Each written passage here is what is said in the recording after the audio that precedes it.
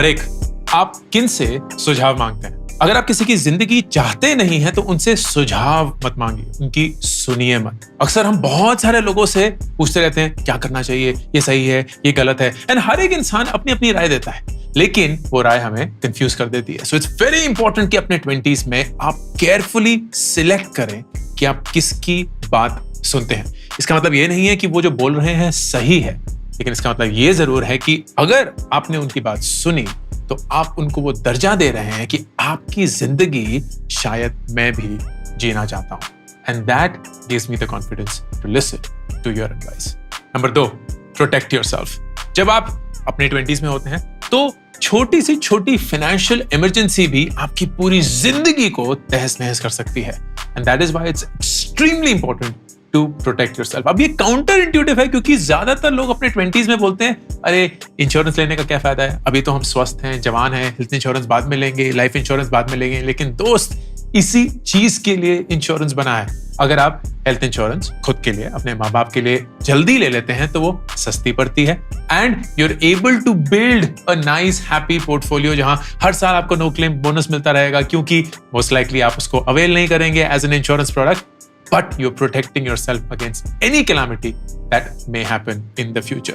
Life insurance, exactly same thing. अगर आप अपने 20s में ही and वो भी बहुत early life insurance ले लेते हैं तो you are locking in your life insurance price for the next 30-40 years. So set yourself up, not just through insurance, but any other mechanism जहां अगर कोई भी financial emergency आए, आपकी जिंदगी derail नहीं होनी चाहिए। Number 3, get as much of experience as possible. हमारे 20s में, खासकर हमारे कल्चर में, हमें अक्सर बोला जाता है जल्दी जल्दी ना सेटल हो जाओ, जल्दी जल्दी पढ़ाई खत्म कर लो, जल्दी जल्दी शादी कर लो, जल्दी जल्दी जॉब ले लो, जल्दी जल्दी बच्चे कर लो, जल्दी जल्दी घर खरीद लो। तो हमारी पूरी की पूरी दौड़ सेटल होने में लगी रहती है।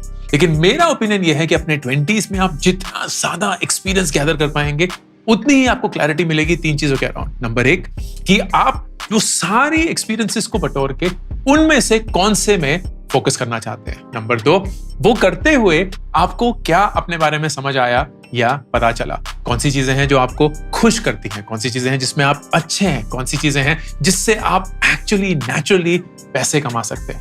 And number 3, which is perhaps the most important, आपका दिमाग खुलता है। इतनी सारी चीजें देखने को, सुनने को मिलती है, अलग अलग लोगों को मिलके एक नया पर्सपेक्टिव मिलता है which allows you to experience the world beyond what you knew of earlier.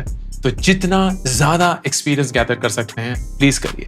Now, ये एक्सपीरियंस सिर्फ जॉब का नहीं है। अगर आप क्लब्स फॉर्म कर सकते हैं, फोरम्स फॉर्म कर सकते हैं, आप लोगों के साथ नेटवर्क करके इवेंट्स में जाके बात कर सकते हैं, दैट इज ऑल्सो एक्सपीरियंस। और ये सारी चीजें आपको लगेंगे पैसे से कैसे रिलेटेड है, इससे मैं अमीर कैसे बनूंगा। All of these things add up, क्योंकि जब आपका माइंडसेट खुलता है आपको अपॉर्चुनिटीज देखने को मिलती। Number 4, create multiple sources of income. आज की दुनिया में आप सिर्फ और सिर्फ अपनी जॉब की इनकम पे निर्भर नहीं रह सकते हैं। वो जमाना अनफॉर्चुनेटली चला गया है। इतनी तेजी से महंगाई बढ़ रही है एंड इतनी तेजी से आपकी फ्यूचर नीड्स भी बढ़ रही हैं that just your job income, salary or job job income, just your job income will not suffice. तो आपको multiple income streams बनानी पड़ेंगी। Side incomes, side gigs, freelancing, internship। अपने 20s में ये सारी चीजें मुमकिन है। जब आप सेटल हो जाएंगे, जब आपकी फैमिली हो जाएगी, जब आप वर्क लाइफ बैलेंस के पीछे भागेंगे, ये सारी चीजें मुश्किल होती रहेंगी। मेरी टीम में जो सारे फुल टाइम एंड इंटर्न्स हैं, हर एक इंसान एक से ज्यादा नौकरी कर रहा है and they are constantly looking for high quality work. Of course that makes them good money, it gives them great experience और क्लैरिटी मिलती रहती है आए दिन कि कौन सी चीज में हम अच्छे हैं, कौन सी चीज को करने में हमें खुशी मिलती है, कौन सी चीज हम करना चाहते हैं, कौन सी चीज हम नहीं करना चाहते लेकिन शायद पैसे के लिए कर रहे हैं, कौन सी चीज हम बिल्कुल ही नहीं करेंगे चाहे जितना भी पैसा मिल जाए। All of these things only help you get richer in your mindset and also in reality. Number 5, avoid lifestyle inflation. Lifestyle inflation क्या होता है? अब सरकार तो हर क्वार्टर या हर हफ्ते इन्फ्लेशन के नंबर निकाल देती है और बोलती है अरे 6% है। हम बोलते हैं वाह 6% है, पर 6% भी बहुत ज्यादा है। आपकी जिंदगी की इन्फ्लेशन कितनी है। जैसे जैसे आपकी इनकम बढ़ती है, क्या आपका इन्फ्लेशन उससे तेज बढ़ता है? आपकी प्रमोशन हुई नहीं, इंक्रीमेंट हुई नहीं, गाड़ी खरीद ली, महंगा फोन खरीद लिया, लोन ले लिया, घर खरीद लिया, ये सारी चीजें अपने 20s में ऑफ कोर्स करिए, जिंदगी जिए, जितना ज्यादा जीना चाहते हैं जिए, जितनी खुशी से जीना चाहते हैं प्लीज करें, लेकिन एक बजट के अनुसार। अपने 20s में कोई भी आपको अमीर नहीं एक्सपेक्ट करता, कोई भी एक्सपेक्ट नहीं करता कि आप महंगे महंगे कपड़े खरीदेंगे, महंगे महंगे फोन के साथ जाएंगे, महंगे महंगे वेकेशन लेंगे, महंगी गाड़ियां चलाएंगे। ये सिर्फ और सिर्फ आपका ईगो है जो आपको ये बताने की कोशिश कर रहा है कि ये सारी चीजें जिंदगी में, सोसाइटी में एक्सेप्ट होने के लिए जरूरी है। नहीं है। वो वक्त आएगा, शायद आप वो गेम खेलना चाहते हैं, नहीं खेलना चाहते हैं, लेकिन 20s में कम से कम ये गेम मत खेलिए। Keep your lifestyle inflation as low as possible. Live below your means. Number 6, and ये बहुत काउंटर इंट्यूटिव होगा क्योंकि अक्सर मैं इसके बारे में इतनी बात नहीं करता हूं। इन्वेस्ट, लेकिन 2 अप्रोचेस के साथ। Invest aggressively and invest long term. अब आप बोलेंगे इसमें नया क्या है? इसमें नया ये है कि मैं कम से कम अक्सर अपने कंटेंट में बोलता हूं कि बहुत पैसिवली इन्वेस्ट करिए। अगर आप इंडेक्स म्यूचुअल फंड में अपने पैसे डाल देते हैं, बहुत बढ़िया है, 12% मिलता रहेगा साल दर साल, हर 5 साल में आपका पैसा दुगना होता रहेगा। आपको पता भी नहीं चलेगा कि 20 साल के अंदर आपका पैसा 16 गुना बढ़ चुका है, and you are sitting on a lot more money than you imagine you would be. Compounding का यही ब्यूटी है, लेकिन what I mean by investing aggressively is कि यूजुअली बोलते हैं अपनी सैलरी का 20% कम से कम इन्वेस्ट करना चाहिए। मैं बोलता हूं अपने 20s में आपकी सैलरी का कम से कम 40 एंड आइडली 50% इन्वेस्ट होना चाहिए। आप मोस्ट लाइकली अपने घर पे रह रहे हैं तो उसका कोई खर्चा नहीं है। अगर आप बाहर भी रहते हैं तो शायद दोस्तों के साथ रह रहे हैं, उसका भी कम खर्चा है। आपकी ज्यादा जरूरतें होनी नहीं चाहिए, आपके ज्यादा खर्चे होने नहीं चाहिए। इसका मतलब ये नहीं बोल रहा हूं कि अरे भिखारियों के जैसे जियोगे, फटे हुए कपड़ों के साथ, कहीं बाहर नहीं जाना, कहीं कुछ मजे नहीं करने, नहीं, वो सब करिए, लेकिन एक लिमिट में।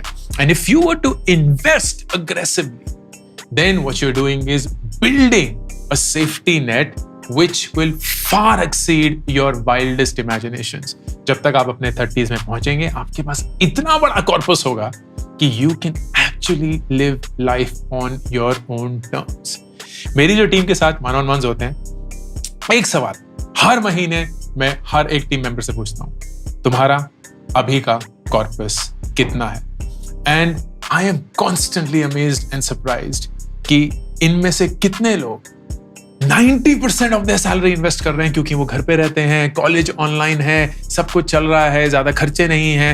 And it is commendable. People who are 19, 20 years old, उनका 5-5, 7-7 लाख रुपए का कॉर्पस बन चुका है। People who are 22, 23 years old, उनका 20, 25, 30, 40 लाख रुपए का कॉर्पस बन चुका है। ये तो शुरुआत है।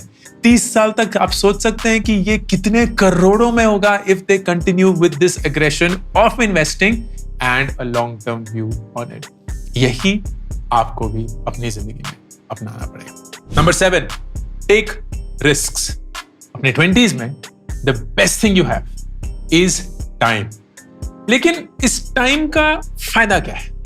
This time allows you to recover.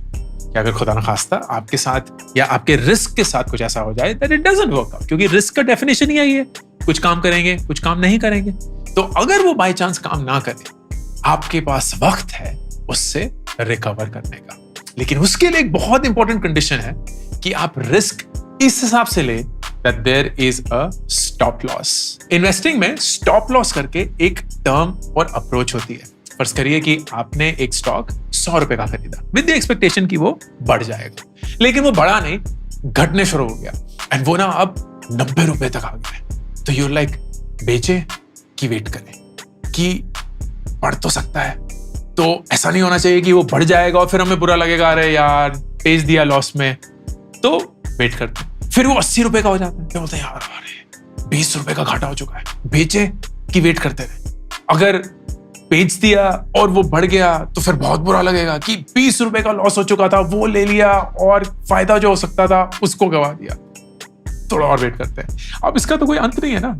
ये तो आप जितना ज्यादा लूज करते रहेंगे उतना ही आप उस लॉस को बचाने की कोशिश करेंगे एंड और लॉस में जाते रहेंगे। So there is a concept called stop loss, which is कि यार इस लॉस तक मैं रिस्क लेने के लिए तैयार हूं, लेकिन जैसे ही ये स्टॉप लॉस ट्रिगर होगा, सेल, इससे ज्यादा लॉस मैं लेने के लिए तैयार नहीं हूं। और जिंदगी में भी आपको ऐसे ही अपने रिस्क को देखना होगा। When you take a risk, देश बदलने का, शहर बदलने का, नौकरी बदलने का, कहीं और इन्वेस्ट करने का, कोई और इंडस्ट्री चेंज करने का, anything that has a financial implication on your life, अपने आप से ये पूछिए, what's the worst thing that can happen? अगर ये खुदा ना खास्ता काम ना करे, ये डिसीजन मेरे लिए मेरी फेवर में काम ना करे, तो सबसे बुरी चीज क्या हो सकती है? एंड उस पे आपको एक स्टॉप लॉस लगाना होगा। You have to be comfortable in designing the decision such a way कि आप इस लॉस से ज्यादा और लॉस नहीं लेंगे, and that will be the way that you take risks। लेकिन वो रिस्क आप एक observed, informed decision पे लेंगे, which will have a stop loss built into it। Number 8, एक क्रेडिट स्कोर बनाइए। लोगों को ऐसा लगता है कि क्रेडिट स्कोर एक पैसे बनाने की या बचाने की मशीन नहीं है। गलत। क्रेडिट स्कोर से आप बहुत सारे पैसे बचा सकते हैं, इनफैक्ट कमा सकते हैं।